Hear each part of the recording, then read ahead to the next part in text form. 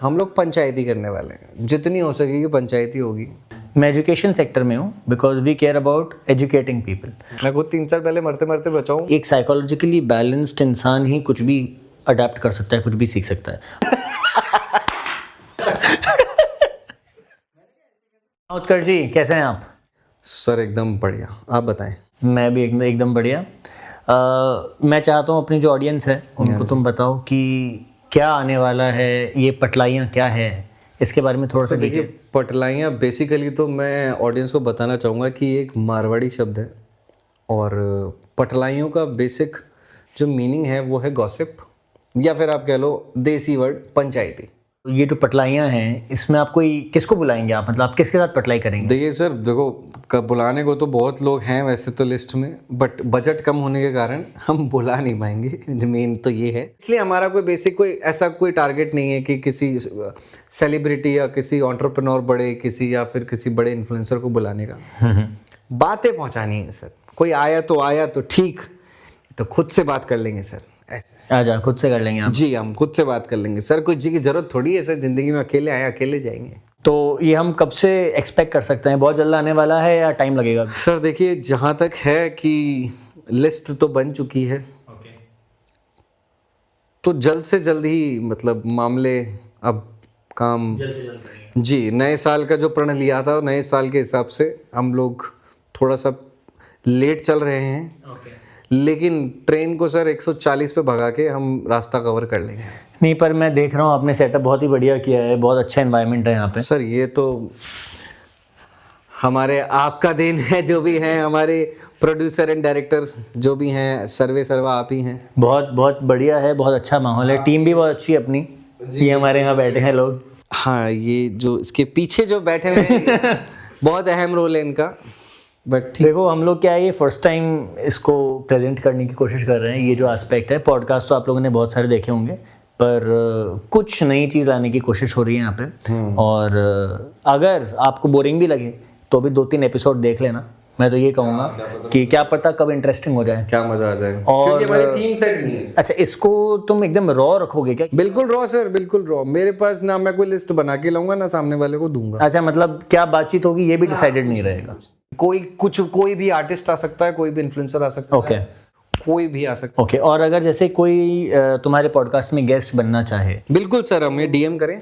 अच्छा, पटलाइयाँ के पेज पे कहाँ पे डीएम करना? पटलाइयाँ के पेज पे आप हमें डीएम करें। ठीक है, तो all the very best for this venture. और मैं पूरी उम्मीद करूँगा कि ये इसकी एक वीडियो वायरल हो, सारी वीडियोस वायरल हो इसकी। Thank you sir. और आप इंस्टाग्राम और यूट्यूब दोनों पर छाएं। बिल्कुल और आप हमें बार बार बुलाएं। हाँ, मतलब सर जैसे कि अब मैं आपसे भी पूछना चाहूँगा, जैसे आपने अभी इतना बड़ा एक काइंड ऑफ, जैसे अभी जनता को तो सिर्फ ये पॉडकास्ट रूम दिख रहा है, काफ़ी सारी चीज़ें एड ऑन आपने करी हैं आपने अपने स्कूल में, तो क्या नया लेके आना चाहते हैं आप? क्या लेके आएंगे? ऐसा कुछ है, कुछ आइडिया? देखो उत्कर्ष, हमारा हमेशा से एक ही मोटिव रहा है कि जो अच्छी एजुकेशन है वो डिलीवर करनी है। एंड मैं खुद पर्सनली परफॉर्मिंग सेक्टर में नहीं हूँ। जैसे I am a musician by profession, पर मैं परफॉर्मिंग सेक्टर में नहीं हूँ। जैसे हम लोग जाके परफॉर्म नहीं करते हैं, कोई कितना भी अगर हमें ऑफ़र करे तो भी हम परफॉर्म नहीं करते हैं, क्योंकि मैं म्यूज़िक में एंटरटेनमेंट फील्ड में नहीं हूँ। Because I actually don't care about the entertainment of people. मैं एजुकेशन सेक्टर में हूँ because we care about educating people. तो मुझे ये लगता है कि हम जो भी कर रहे हैं इट मस्ट चेंज लाइव्स। ज़िंदगी में कुछ परिवर्तन होना चाहिए ज़िंदगियों में, ज़िंदगी जो लाइफ्स हैं। तो अभी जो हमारा गोल है वो यही है। अभी हमने एक पूरा फ्लोर ऐड किया है हमारे प्रीमाइसेस में इंस्टीट्यूट के। तो वो इसीलिए ऐड किया है कि हम योगा भी शुरू करेंगे यहाँ पे for the mental wellbeing of a person.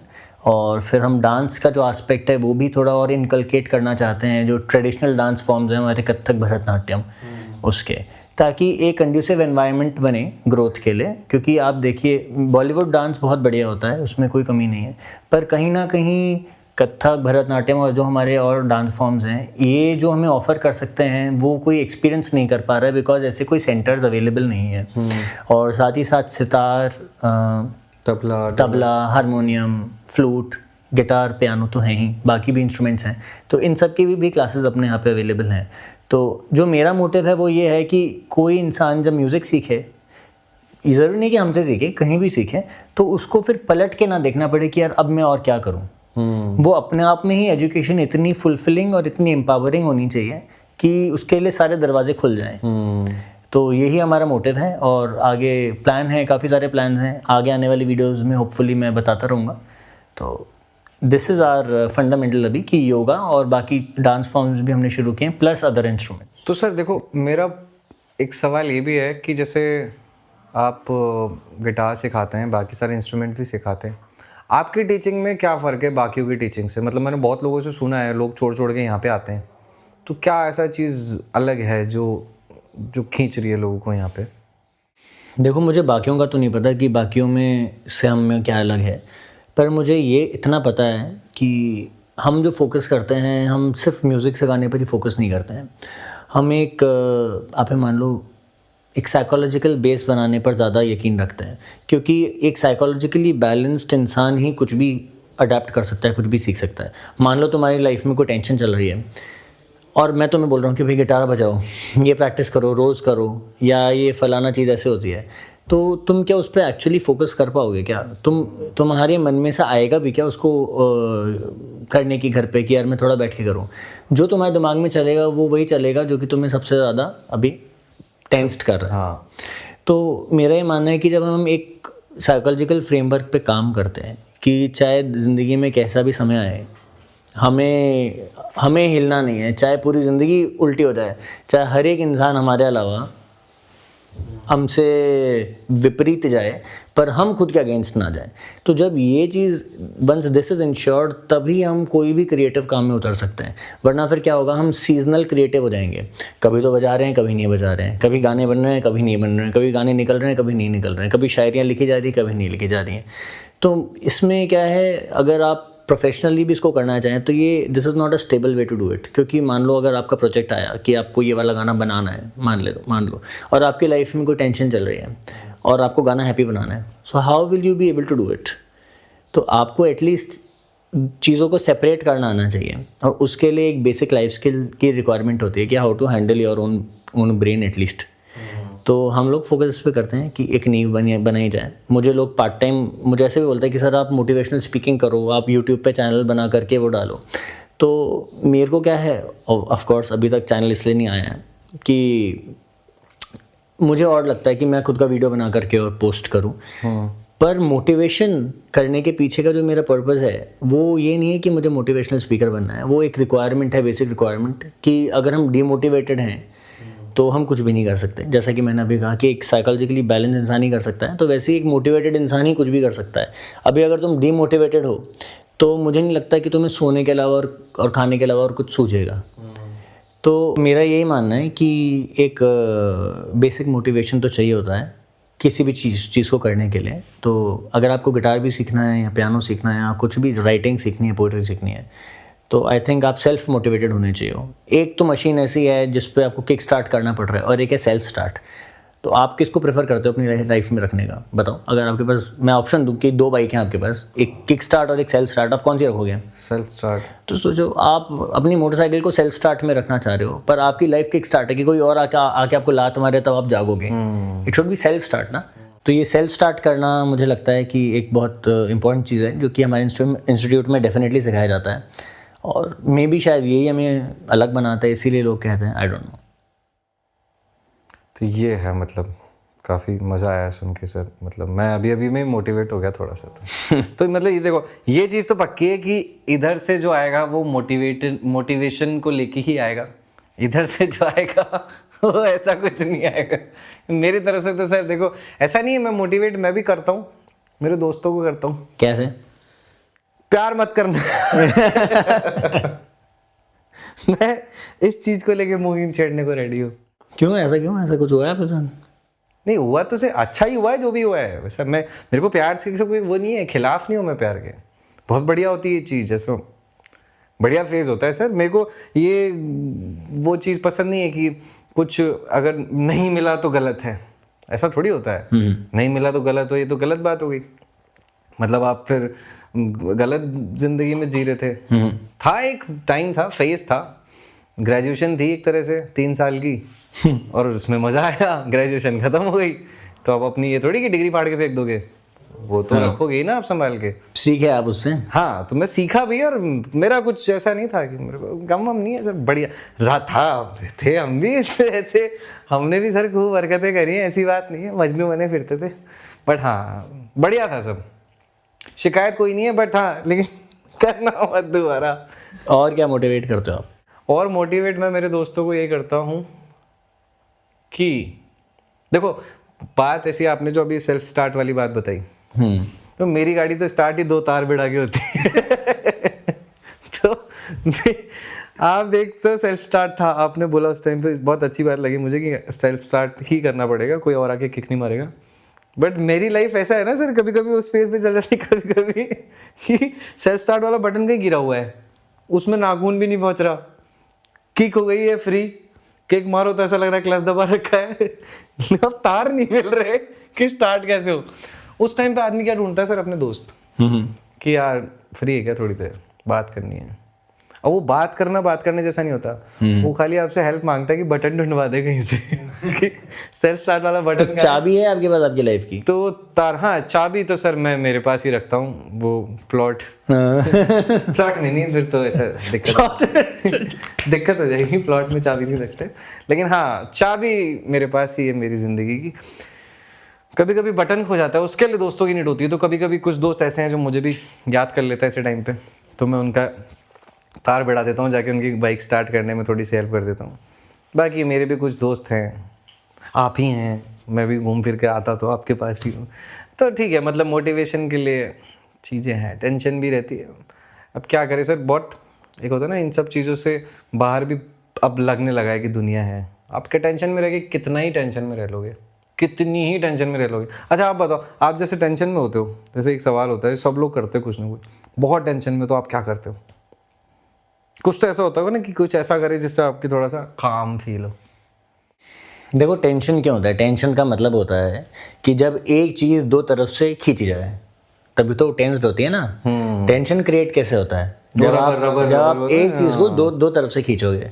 So tension होता है इसलिए कि हमारे लाइफ में जो चल रहा होता है ना, मान लो अगर कोई किसी चीज़ में, मान लो कोई किसी भी टास्क में फेल हो गया है फॉर एग्जांपल, और हम, या मान लो किसी ने हमें धोखा दिया है फॉर एग्जांपल, कि यार ये तो ऐसा निकला, मुझे उम्मीद नहीं थी, और अब हमने उसको, रियलिटी क्या है कि the task has been failed, पर हमारा दिमाग उसको मानने को तैयार नहीं है। हमारा दिमाग ऐसे प्रिटेंड कर रहा है जैसे कुछ हुआ ही नहीं है।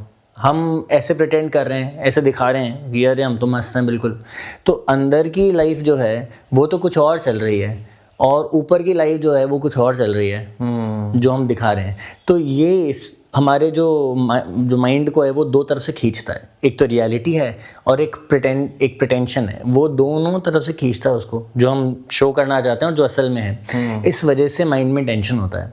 अगर जो हमारे साथ ज़िंदगी में हो रहा है हम उसको पहले ही एक्सेप्ट कर लें कि ये हो रहा है हमारे साथ, वहीं पे आपकी टेंशन खत्म हो जाएगी।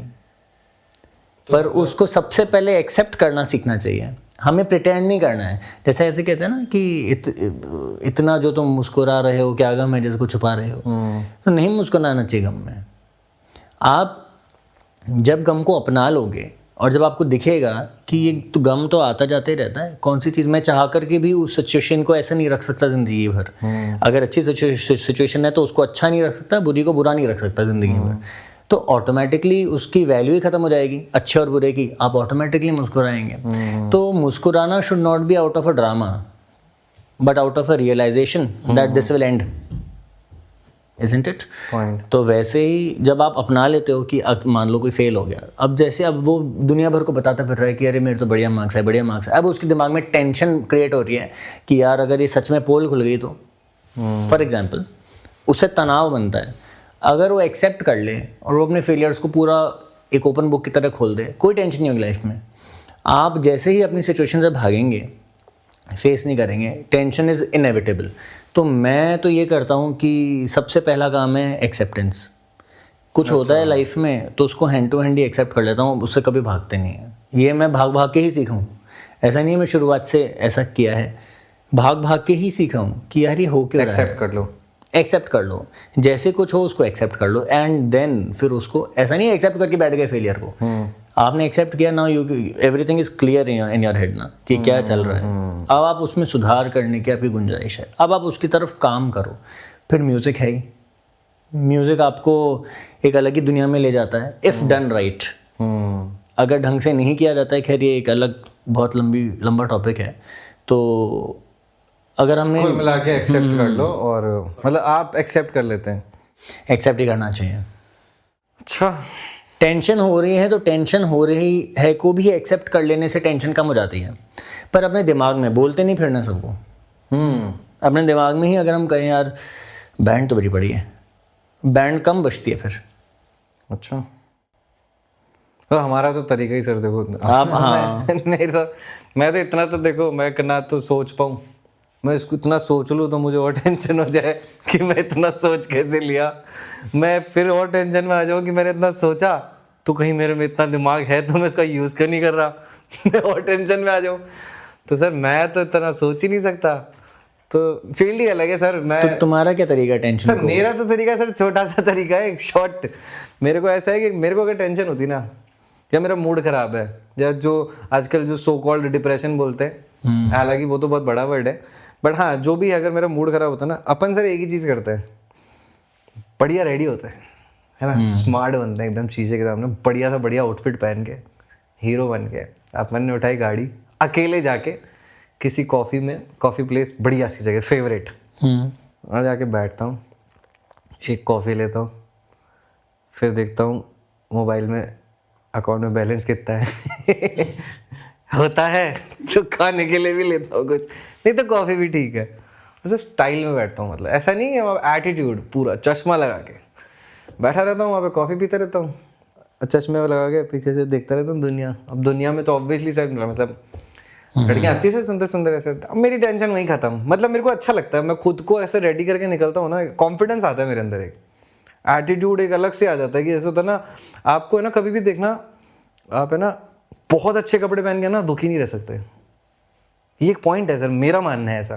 मतलब आप कभी भी बहुत फुल रेडी होगे ना तो आपको दुखी होने में थोड़ा सा मुश्किल होता है, क्योंकि आप ना स्मार्ट लग रहे हो उस टाइम, आपका नेचर बदल जाता है। आप देखो डांसर्स जितने होते हैं ना, शीशे में देखना डांस करने में है ना, वो रेडी होके करते हैं एकदम प्रॉपर तरीके से, क्योंकि कॉन्फिडेंस आता है। अब मेरे को भी जैसे क्लब में डांस है ना, आप मेरे से बोलो घर में भी नाचना है निकर चड्डे में, है ना, चड्डे में मैं डांस तो करूँगा लेकिन अच्छा नहीं करूँगा, वो मेरे को गारंटी नहीं है। लेकिन वहीं अगर मैं क्लब में कर रहा हूँ, मैंने फॉर्मल्स या फिर बढ़िया सा आउटफिट पहन रखा है, तो वो डांस में अच्छा करूँगा, क्योंकि सर वो एटीट्यूड ही अलग है सर, उसमें मज़ा आता है। तो मेरा तो बस यही है, अपन तो रेडी हो गए। अब मान लो जैसा अगर तुम रोज ही अच्छे कपड़े पहन रहे हो एवरी डे, तो फिर कभी टेंशन नहीं होगी? ये भी अच्छा सवाल है, इसीलिए मैं रोज पहनता ही नहीं क्योंकि अच्छे कपड़े खत्म हो जाएंगे फिर उसकी टेंशन तो कपड़े ही नहीं बचे। इसलिए सर ये चीज़ भी है कि जैसे मेरा तो ऐसा है ना, हफ्ते में है ना ऐसे 3-4 दिन ऐसे एवरेज कपड़े पहनो, क्योंकि फिर आपकी अच्छी वाली ड्रेस सबको दिख जाएगी तो हर एक आदमी है ना अपनी एक अलग से ड्रेस रखता है कि मैं तो ये यहीं पहनूंगा, तो वो ओकेजन के लिए वो ड्रेस बचा के रखो, ऐसा नहीं है वो पहनो उसी टाइम पे। लेकिन ऐसा नहीं कि इतना लेट हो जाए कि पहन ही नहीं पाओ, कहना नहीं चाहिए सर। देखो जिंदगी है, कुछ भी हो सकता है। मैं खुद 3 साल पहले मरते मरते बचाऊं, मान लो अगर अभी तो मैं अगर नहीं बचता तो मेरी भी ड्रेसें नहीं बचती। यार इससे मैं एक बार ऑफ टॉपिक जा रहा हूँ, पर इससे मुझे याद आया कि जो तुम्हारा किस्सा हुआ था वो वाला, उसमें तुमने हॉस्पिटल में भी बहुत उधम मचाया था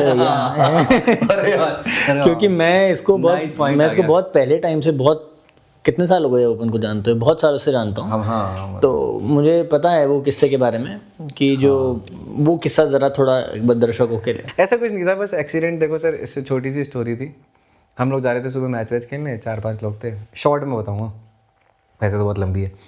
तो वही टाइम पे आया, एक्सीडेंट हो गया, चलो हम लोग हॉस्पिटल पहुँच गए। अब हॉस्पिटल सर पहुँचे, पहली बार एक्सपीरियंस, ऐसा तो है नहीं कि रोज़ रोज़ जूस थोड़ी रोज़ पी रहे, पहली बार एक्सीडेंट हुआ और थोड़ा मेजर भी था। तो जब मेरी आँख खुली ना सर सुबह 6:30-7 बजे के आसपास, तो आँख खुली, तो अब आँख खुलने के बाद में आदमी क्या दुनिया देखता है, मैंने उधर उधर देखा, तो ऐसा ऐसा फिल्मी सीन आया, लेफ्ट देखा तो मेरा दोस्त उल्टा लेटा हुआ मैं कहा यार ये क्या हो रहा है, मैंने कहा भैया क्या हुआ, अरे दर्द हो रहा है, मैंने कहा यार। फिर सामने से मेरा दोस्त जिसने गाड़ी बढ़वाई थी वो सामने से व्हील चेयर पे जा रहा है, एक स्ट्रेचर पे जा रहा है, एक ऐसे खड़ा।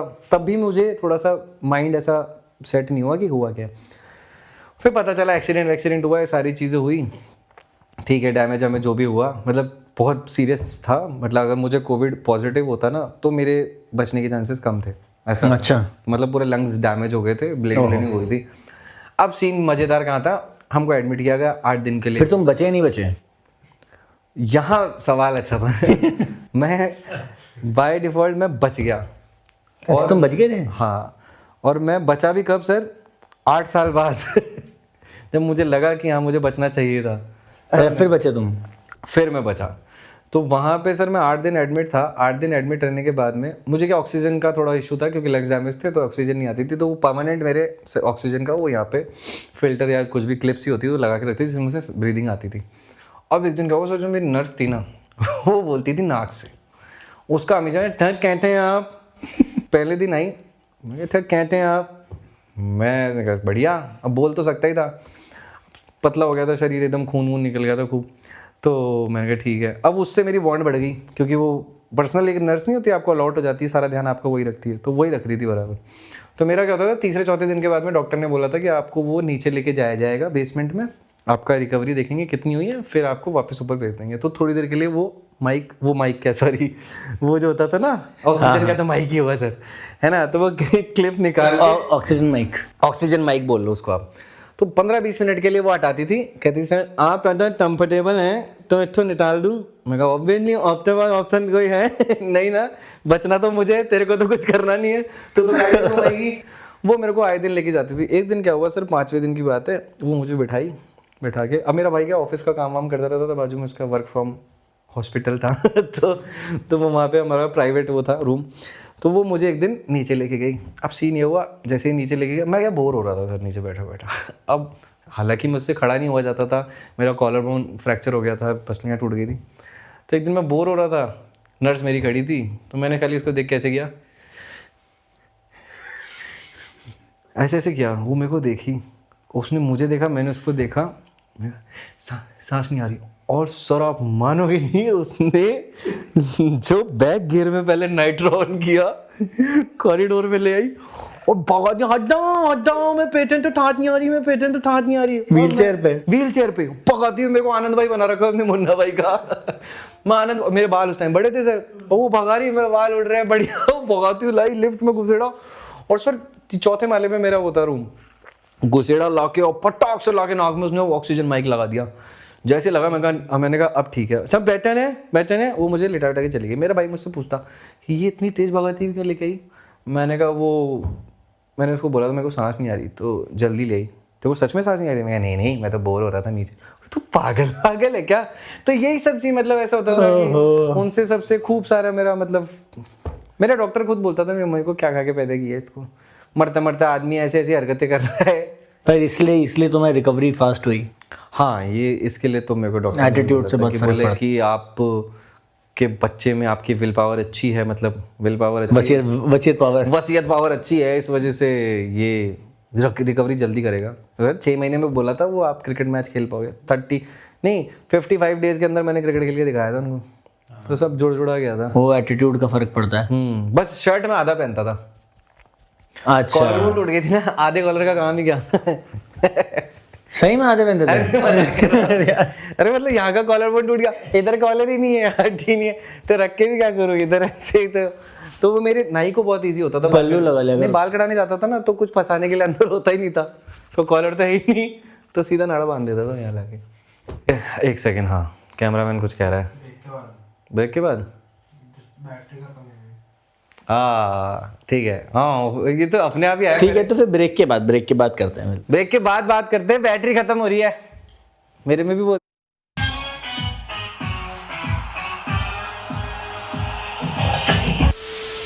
Welcome back after the break. सही है, हाँ सही है। Welcome break after the back. मेरे को वैसे ऐसा लग रहा है, वो कहता है टंग ट्विस्टर।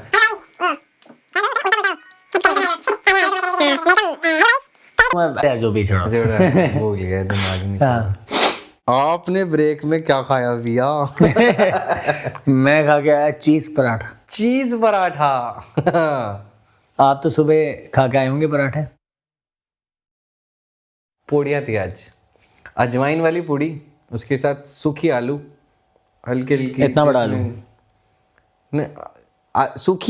सूखीज आलूज, तो इतनी सारी सूखीज आलूज? आलू थोड़ी ज्यादा होगी ना। अजवाइन वाली पूड़ी, उसमें सूखी आलू, 1 कप चाय। 1 कप चाय? 1 कप चाय भर के। आगे मेरा भी कप यही होता। हाँ, भर के चाय और पूड़ी अनलिमिटेड। पूड़ी अनलिमिटेड? ओ भैया, जियो पूड़ी। जियो पूड़ी। जियो पूड़ी 499 का पैक। मतलब मानो कि कम से कम 8-9 तो कम से कम, ज्यादा से ज्यादा का पता नहीं। अच्छा, खाने का तो सब शौकीन है अपन। फिर तो मैं 2 ही पराठे खा के आया यार, चीज पराठे। 2 पराठे तो सर जल्दी में वो 2 पराठे तो श्राद्धों में वो अपन यार निकाल लेते हैं ना जितना होता। तो मेरा 2 पराठे तो सर मैं ऐसे ही खा लेता हूँ, टेस्ट करने में। टेस्ट करने खाने के मामले में तो सर अपन बहुत तगड़े हैं, भयंकर ही हैं खाने का। जैसे सबसे गजब की चीज क्या खाई है आज तक? गजब की चीज तो सर मेरे को देखो, खाने के मामले में खाना सब पसंद है, सब। बस मुझे थोड़ा सा चीज कम पसंद है। आप किसी एक ऐसे इंसान को जानते हैं जिसने मोर खाया हुआ है? हाँ, बता दोगे ना? उठा के ले जाएगी पुलिस घर से। आप किसी ऐसे को जानते हैं? जिसमें से सर वो खा के आया था ना, जिसके अगले दिन आके मेरे से क्या बोलता,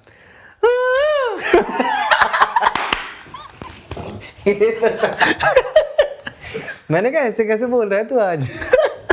मतलब मैं उससे कुछ बात कर रहा हूँ, वो की जगह बोला। वैसे सर ये हिडन टैलेंट है मेरे अंदर। अच्छा, तो आप जो मैं जिस शख्स की मैं बात कर रहा था, मोर खा के आया, उसने और क्या क्या खाया था? मैंने सुना है कि तुम्हें पूरी कहानी, पूरा किस्सा बताया। हाँ सर, वो दर्शकों मैं कहना चाहूंगा हम नाम नहीं ले सकते क्योंकि विवाद खड़े हो जाएंगे। विवाद हो जाएंगे, इसलिए मैं जस्ट आपको बताना चाहता हूँ एक इंसान के बारे में। और मेरे से भी अगर आके किसी ने पूछताछ करी तो कौन है वो, ध्यान रखना, भाग जाऊंगा। देखो सर, डर तो लगता है कहीं से पता चला वो पुलिस ही आ गई, कौन है बता, लेके प्लॉट का साइज बढ़ा दिया।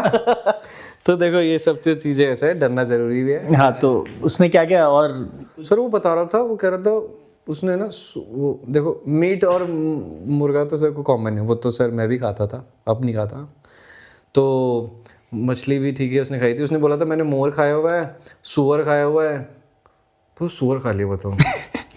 सर टट्टी खाता है वो, तो वो कैसे खा लिया? मतलब सॉरी, अजीब से नहीं अच्छी। मैं अगर कभी इन फ्यूचर कभी भी कोई मैं जंतु खाऊं तो मैं वो चीज तो बिल्कुल नहीं। जंतु? अच्छा, जंतु जीव जंतु। जीव जंतु, हाँ। अगर वो मैं खाऊं ना तो वो वैसा जरूर खाऊं जो वो डंका खा रहा हो कुछ। ये भी देखो कंसर्न है ना अपना अपना। आज मैं जैसे एक टाइम पे बकरा खाता था, बकरा इन द सेंस जिसको अपन मीट बोलते हैं, तो वो सर वो खाता है पेड़ पत्ते पौधे ये सब खाता है। तो हम लोग को भी खाने में थोड़ा अच्छा सा लगता है कि मान लो अब आप मुर्गा है, मुर्गा भी ऐसे बीज बाजरे सब कर, अब जो खाई टट्टी रहा है आप उसको खा रहे हो, तो ये तो गलत बात है ना। कैसी वो कहते हैं ना कि वेजिटेरियन बकरा बना के लाओ। हाँ, क्योंकि बकरा तो वेजिटेरियन ही है ना। बकरा वेजिटेरियन, अब वो पॉर्क तो पॉडिटेरियन है। हाँ, वो पॉडिटेरियन हो गया। तो वो सर उसको मोर खाता था। उसने एक बार तो और बोला था, क्या कहते हैं, भी बोला था उसने। तो हम लोग न्यू ईयर पार्टी कर रहे थे मेरे दोस्त के घर पे। तो न्यू ईयर पार्टी के होने के बाद में क्या होता है, सारे गेस्ट जब घर चले आते हैं ना, तो घर जाने के बाद में मैं, मेरा दोस्त विशाल और हम चारों पांचों छत पे बैठ के चिल कर रहे थे, गाने सुन रहे थे। एकदम से क्या हुआ, हमारे जस्ट 6-7 घर दूर एक कोई दारूबाज था, वो शोर शराबा कर रहा था खड़े खड़े के घर के पास। तो हम चारों पांचों भाग के गए देखने के लिए कि क्या सीन हो रहा है। उस घर में से, खड़े खड़े के घर में से एक अंकल निकले, वाह बाहर। तो हम लोग उस दारूबाज को भगा रहे डांट के कि भाई जा यहाँ से, रात में सबके सोने का टाइम है। वो अंकल आए, उनको पता नहीं कि ये जो रात में कपड़े पहनते हैं उनको क्या बोलते हैं क्या नहीं। ऐसे उनका कोई आउटफिट नहीं था, लेकिन वो कुछ पहन के सोते होंगे जैसे अपन लोग, अगर कोई बॉक्सर में सोता है कोई चढ़ने। वो बोलते आगे, कहते यार गोलू, मैं सुना ही आवाज़, कि कौन क्या कर रहा है, मैं एनआईटी में बाहर आ गया। तो अब हमारा ध्यान डाइवर्ट हो गया उधर। मैं विशाल को देखा, नहीं नाइटी तो नाइटी कब से पहनने लग गए लड़के। तो कहता मैं वही देखूं कि मैं यार आज 1:30-2 बज गए और एकदम से चिल्लाने की आवाज आई, मैं नाइटी में बाहर आ गया। अब सर क्या हो गया, हमारे जैसे दोस्तों में क्या हर ग्रुप में एक स्लैंग होती है, लैंग्वेज, कोड लैंग्वेज होती है, जो 4 दोस्तों के बीच में होगी वो 4 दोस्त ही समझेंगे, 4 के अलावा कोई नहीं समझेगा। आप किसी भी 50 लोगों की पार्टी में गए हो और आपने 4 लोगों को इशारा कर दिया ना, तो वो कोड वर्ड ही चलेगा, बाकी के 46 लोग यही सोचते रहेंगे इन्होंने क्या बात करी। तो हमारे ग्रुप में अब यही चलता है। हमारे स्कूल में क्या, मेरा नाम चिड़िया था। आपको पता है बात? स्कूल में किसका नाम चिड़िया होता है? चिड़िया बुलाया है, मेरा नाम ही चिड़िया हो गया था। चिड़िया? हाँ। कौन सी क्लास में? 12th में। आप क्या मजाक थोड़ी है, मैं सर एक्टिवा से जा रहा हूँ, पीछे से चिड़िया। मैं सुनता भी था, मुद्दे की बात तो ये है, मैं पीछे देखता था क्योंकि सब चिड़िया बुलाने लगे। तभी तुम वो मोर की आवाज तुमने बहुत रिलेट कर पाया तुम। हाँ, अरे हुआ क्या था, एक दिन मैं ऐसे बैठा हुआ था, तो क्या लैब में जो कंप्यूटर लैब होती थी ना, कंप्यूटर लैब में क्या शांति बहुत होती है, बेसमेंट में थी हमारे, सब शांति चलती रहती थी उसमें, सब बच्चे पागल होते थे एसी में बैठने के लिए क्योंकि कंप्यूटर लैब में एसी होते थे। और वो कंप्यूटर लैब में जूते उतार के जाने का भी था क्या तुम्हारे पास? बिल्कुल वो जूते तो पता नहीं क्यों उतारते थे। मैं तो करता घंटा भी लगाते थे शुरुआत में, तो लगता भी क्या मंदिर ही आए ना। नहीं, जूते उतारते थे ना कंप्यूटर लैब में। सर पता नहीं क्यों उतारते थे, जूते उतरवाते थे। तो उसमें डबल रोल होता था, माहौल घुसने के बाद अलग, वैसे अलग। अब हम लोग इतने बैठे हुए थे, तो मैं क्या बैठे बैठे ऐसी, मेरी आदत है, मैं कभी कभी खाली बैठता हूँ ना, तो मैं ऐसे बैठा था, ये करता हूँ है ना। अब मैंने एक दिन ऐसे निकाल दी, अब बाजू में मेरे दोस्त बैठा है, मेरा दोस्त वैभव और ये सब बैठे हुए इधर उधर देख रहे। अब बेसमेंट में सर कंप्यूटर लैब, यहाँ तो चिड़िया आ नहीं सकती। स्कूल में ऊपर तो क्लासेस में तो चलो कभी कभी घुस भी जाते थे इधर उधर से आगे नीचे। अब वो हमारे जो सर थे वो भी कंफ्यूज, बोले ये कहाँ से घुसी। उसने अपना बंदा लगा दिया, वो जो घूम घूम के नहीं पेचकस घूम लेके घूमता है बात बात पे, जो हर बात पे सर पेचकस निकाल देता है, जिसको कभी भी बोलो कि उसमें सीपीयू में गड़बड़ हो रही है, वो निकाल के पेचकस खड़ा है। होता है ऐसा। अंदर हर चीज खोलने के लिए क्यों रेडी रहता है, वही बाहर से ही देख ले। वो बंदे को भेजा, बोले जाके सुरेंद्र देख कहाँ पे उसकी आ रही है चिड़िया की आवाज। वो उधर उधर देख रहा, वो पेचकस लेके देख रहा है चिड़िया, पता नहीं कहाँ पे वो लेके पेचकस ही घूम रहा था। मेरे को लगा पेचकस चिड़िया खुली तो मैं कहा आज ये मिल गई नहीं तो खुली आज। फिर मेरे बाजू में बैठा हुआ वैभव मेरे को बोलते है तूने निकाली क्या आवाज? मैंने कहा हाँ। बोले वापस निकाली एक बार। मैं फिर से निकाल दी। कहो यार भाई ये तो बढ़िया है। अब धीरे धीरे मेरी क्लास में फैल गई। अब क्या होता था, हम क्लास में बैठे हुए, पीछे से मेरे दोस्त लोग ऐसे उत्कर्ष एक बार। अब मैं मैम पढ़ा रही है, बीच में बैठा बैठा चिड़िया की आवाज़ निकालना शुरू। वहाँ से मेरा नाम चिड़िया पड़ गया, तो चिड़िया की आवाज़ निकालने लग गया। फिर धीरे धीरे कौवे की आवाज़ निकालनी शुरू करी, है ना, जैसा कि अभी मैंने आपको सुनाई थी। कौवे की आवाज़ में तो ऐसा भी था ना, मेरी दोस्त है उसकी मम्मी को मैं मतलब साथ में शॉपिंग करने गए थे, कोविड का टाइम था, मास्क लगा रखा था। अब मास्क के अंदर मैं पूरे मॉल में चिल्ला रहा हूँ मैं पूरे मॉल में ऐसे ही घूम रहा हूँ, और वो मैंने दोस्त की मम्मी का हाथ पकड़ रखा था। एक होता है ना यूजुअली आप हाथ छोड़ के इतने बड़े हो गए, हाथ पिछले साल की बात है, पिछले से पिछले साल की, तो मैंने जानबूझ के उनका हाथ पहले पकड़ लिया। कहती उत्कर्ष क्या हो गया, इतना बड़ा हो गया हाथ पकड़ के चल रहा है। मैं नहीं आंटी ऐसे कुछ नहीं है, मैंने पकड़ लिया जिससे कि आंटी भाग भी नहीं पाए मेरे से तो, है ना।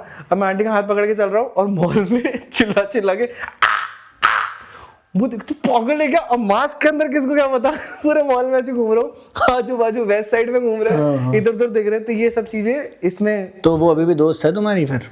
हाँ, उनसे तो व्यवहार है, लेकिन उन्होंने ये कसम खा ली कि आज के बाद मेरे साथ कहीं जाएंगी नहीं। उन्होंने बोला आज के बाद तेरे साथ कभी जाऊंगी। वैसे एक बार हम, वैसे मेरे को क्या, जैसे वो जनरल स्टोर पे गए, परफ्यूम और डीओ लेने गए थे तो अब जनरल स्टोर का जो बंदा काम, ये वाला किस्सा मुझे पता है।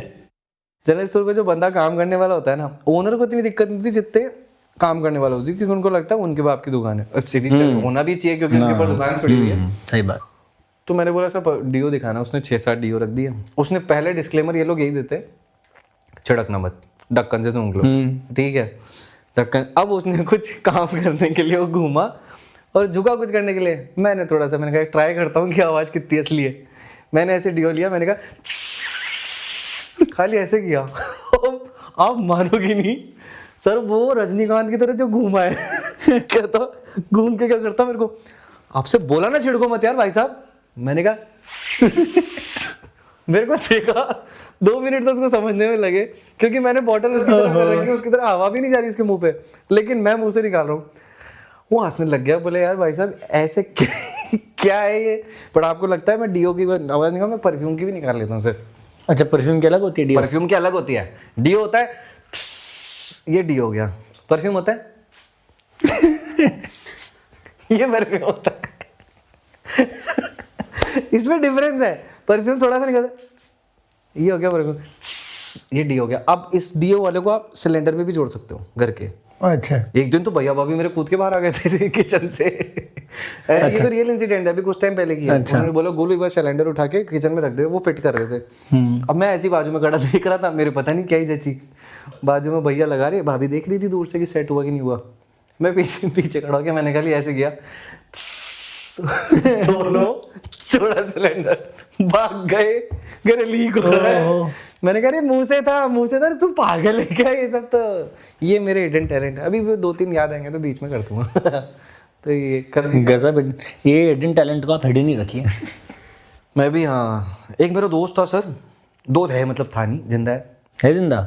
उसका टैलेंट सर ऐसा लगता है ये टैलेंट तो फिर भी कॉपी हो सकते हैं, उसका टैलेंट तो मुझे लगता है ओलंपिक में जाना चाहिए। कैसे सर वो 10-10 फीट थूक देता है आप मानोगे नहीं सर, 10-10 फीट भी कम कह रहा हूँ, वो 25-25 फीट दूर थूक देता है सर, मजाक की बात नहीं कर रहा, गिरगिट बोलता था मैं बचपन में उसको, वो फुक करके करता था सर, थूक गिरता था सामने।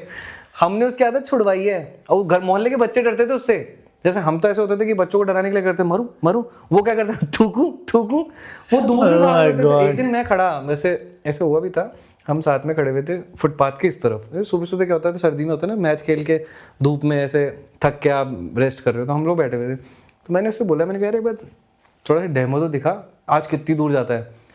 सर वो कम से कम होगी 20 फीट की रोड होगी, वो इस फुटपाथ से उस फुटपाथ पे उसने थूका है और उसकी आदत हम जाके हमने छुड़ाई है। इतना कैसे थूक सकते? क्या पता सर, क्या तुम कहता तो 2 मिनट रुक, वो थोड़ा लेता भी था टाइम, कहता 1 सेकंड रुक, तो वो वाला सीन था। थूकने में एक्सपर्ट था, अब उसकी अपने आदत छुड़वा दी, हालांकि टैलेंट अभी भी उसमें, थूक देगा अभी भी।